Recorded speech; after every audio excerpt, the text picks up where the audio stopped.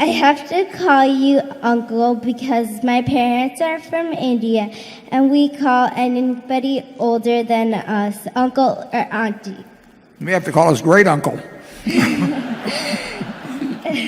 India's economy has been growing at 7-8% per year.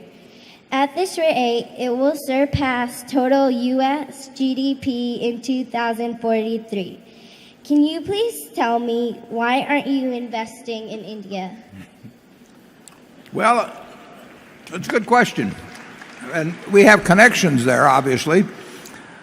But it hasn't, in the insurance field, there have been very distinct limitations on what a non-Indian company, a non-Indian owned company can do. We've looked a lot, and mostly through a Jeet. We've looked a lot at the possibility of being in the insurance business there. And actually, as of yesterday, I agreed next March to go to India because our ISCAR business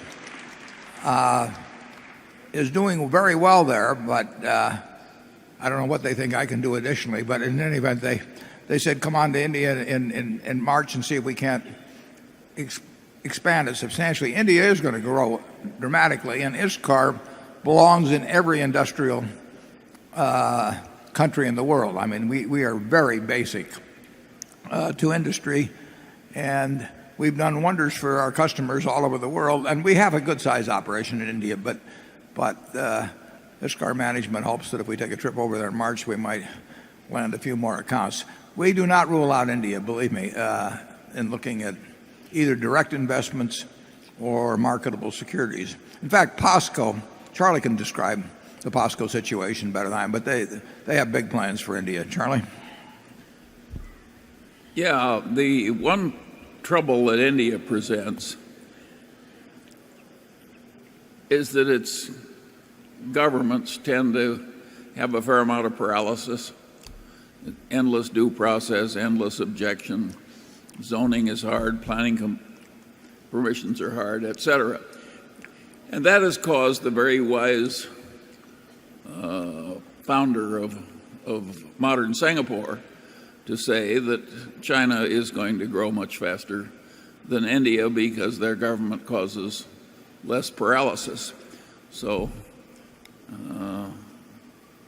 these countries are different in the opportunities they present. Of course, we like India, and we kind of admire the democracy that causes the paralysis, but we still don't like the paralysis. It's not ordained, however. If you'd looked at China 40 years ago, you would have not, you wouldn't have dreamt of what would happen. So countries do learn from each other. I mean, and they should. I mean, and I think they've learned many things from the U.S. that they adapt. I'm not talking about India specifically. I'm talking about other countries generally. They don't take on everything we have. But if you looked at a country that was as successful as this country has been over a couple hundred years, you might figure that there could be a few good ideas you could steal. And I think that you're seeing that around the world, and maybe improve. They can improve on us. So I don't think I would feel that any impediments to growth that existed now are necessarily ones that have to be permanent.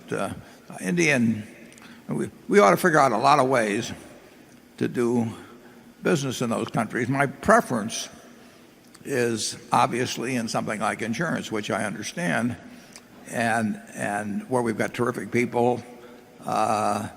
Both China and India do limit us right now quite significantly in what we can own of a company. And I really hate to take some of our managerial talent and put them to work for something we only own 25% of. I'd rather have them working on something we own 100% of. And so it will depend on the laws, but